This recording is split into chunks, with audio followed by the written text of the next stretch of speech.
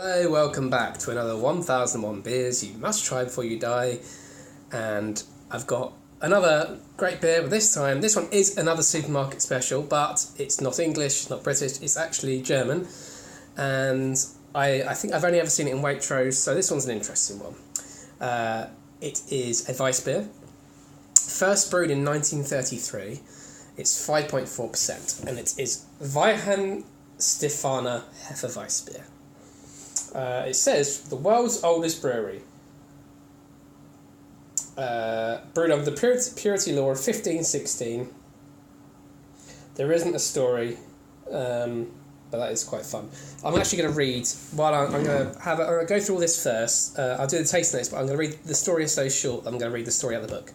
So, let's talk about the bottle first. It looks like a classic just German beer bottle. There's nothing. It's a really, really old one. Apparently the brewery's been going since 1040, which is really old. Like the oldest brewery we've reviewed so far. But this beer is since 33. So, let's crack it open. Nice little classic detail in there on the bottle cap. I've got a proper glass for this beer. Well, as good as it is. The next best, this is the best Weissbier glass I can find anyway. I think it works quite well because Weissbiers is a large glass and Weissbiers often have a lot of head to them. So I'm going to pull that. It does have a lot of head to it. In fact, it's overflowing a bit. If you haven't ruined it by trying a bit of the head there.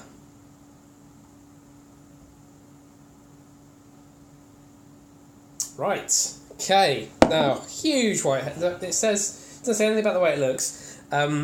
Huge white head on it. This looks like a real, look at that. That is just a classic German beer there looking. That looks really, really beautiful. Hugely fizzy. Actually interesting, the change in colour. It looks really light at the bottom and it gets a bit darker. It's still properly foaming up there at the top. So I'll move that to one side for a minute. It says, tasty nose. On the palate, somewhat fruity with a bit of a bubblegum flavour.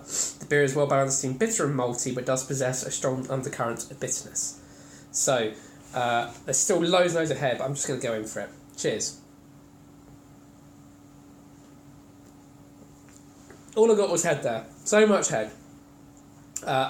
So, let's try again, shall we? Still head. I haven't got through it yet. There's so much of it. It's so frothy.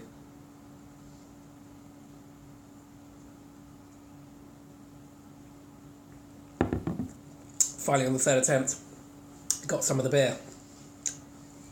It is a bit bubblegummy. It's quite sweet, quite fruity. Doesn't taste like a Weissbier we had before.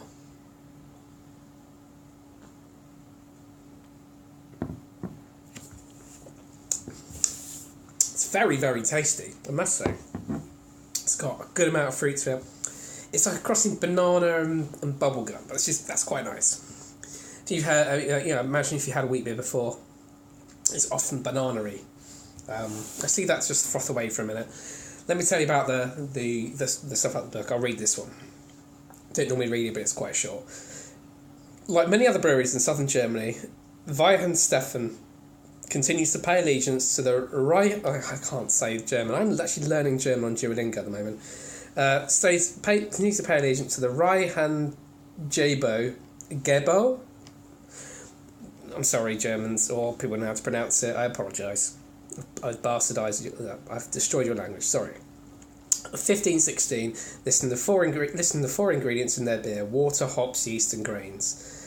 Weihenstephaner gets its grains from local farmers, then sends them to a malting house where they are transformed into a brewing malt. The Hefeweissbier is brewed with Hallertauer, Pearl, and Magnum hops, and dark and light barley malts with wheat malt. After the ingredients have been mixed and a young beer has been created, the liquid is brought to the storage cellar.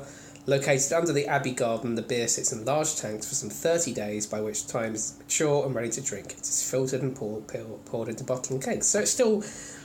they say this, the purity law, this is basically, they're supposed to have to brew under a certain way.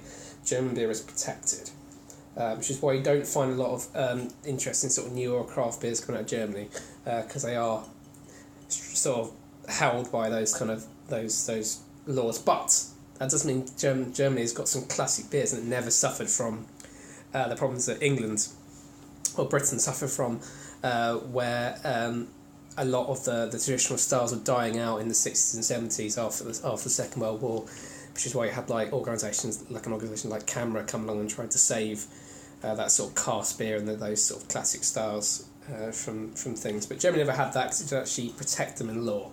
But that, the other effect is you're not having that craft beer revolution there so much. You are having some craft beer bars, but you won't find as many German interesting beers. I say so much about the purity law. Right, let's just die down a bit now. Let's go for another slurp.